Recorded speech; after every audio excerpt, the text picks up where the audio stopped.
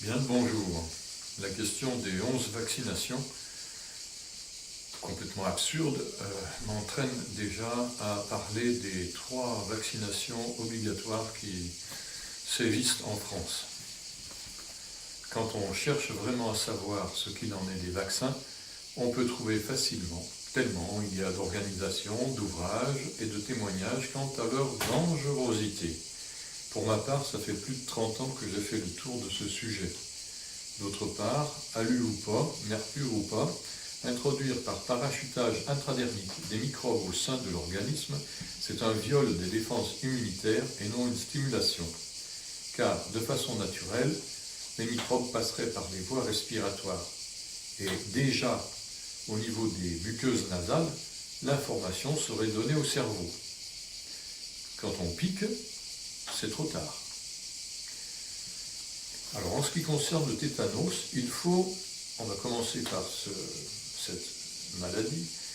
Quant au tétanos, il faut une plaie profonde, souillée de terre, qui contiendrait le bacille et qui n'aurait pas été ni nettoyée ni désinfectée.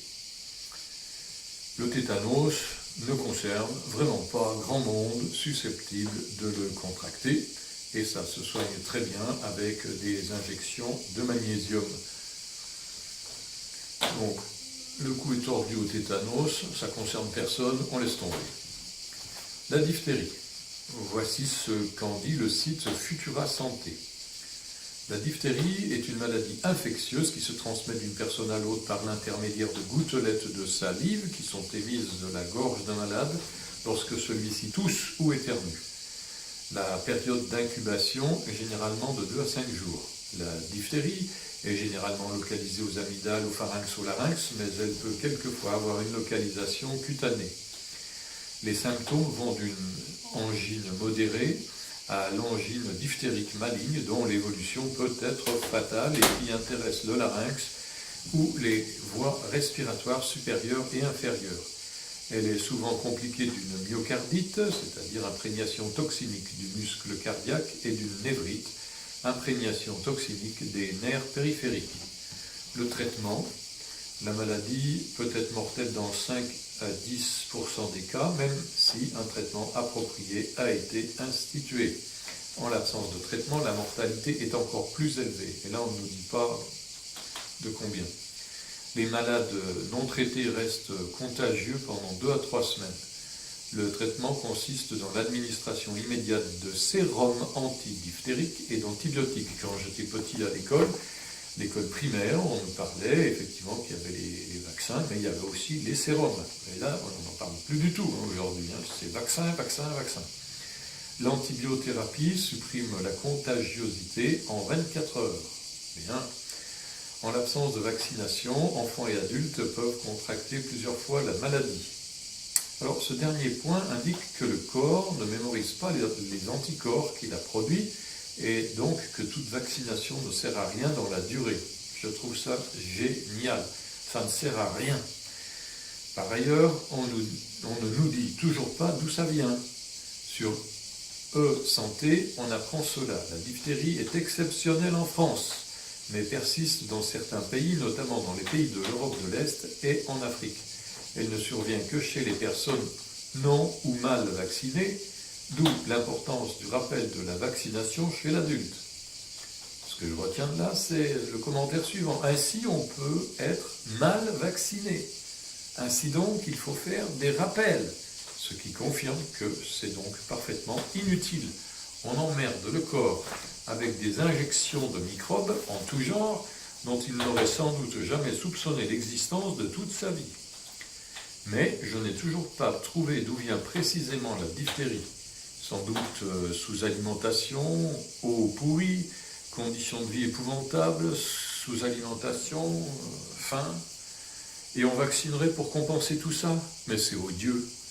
Sur le site drclick.com, je trouve la confirmation, bien que vague encore.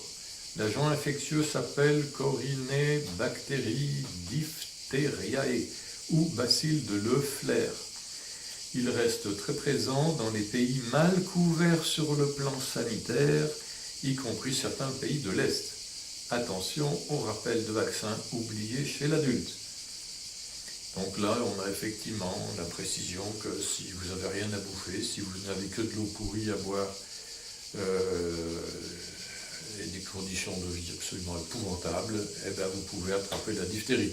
Donc je me demande à quoi ça sert de se faire vacciner de la diphtérie en France.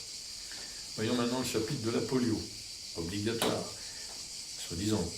Quant à la polio, elle est apparue lorsqu'on a commencé à utiliser des médicaments coupe-fièvre. Non pas qu'elle n'existait pas avant,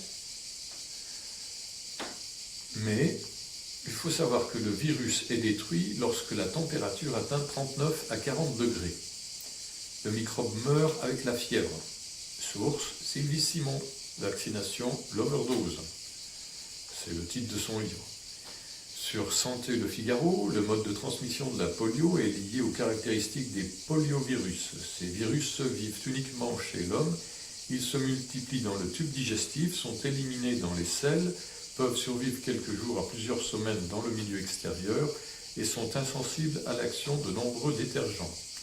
La poliomyélite est une maladie des mains sales. La transmission est exclusivement interhumaine et se fait par voie oro-fécale, en particulier par l'intermédiaire d'eau, de boissons ou de baignade, ou d'aliments contaminés par les excréments humains, qui contiendraient évidemment la bestiole. Le virus peut aussi se transmettre sous forme aérolysée dans les gouttelettes de salive émises par les malades. La présence du virus dans les selles, 2 à 5 jours après le début de l'infection, et sa persistance pendant 12 à 17 semaines déterminent la phase de contagiosité de la maladie. Même les patients asymptomatiques excrètent le virus dans leurs selles et sont contagieux. Commentaire, c'est donc par l'eau contaminée de matière fécale contenant le virus que ça s'attrape, ou des postillons de malades. C'est donc tout à fait exceptionnel aussi que la diphtérie et le tétanos. Et on nous fait chier avec ça ?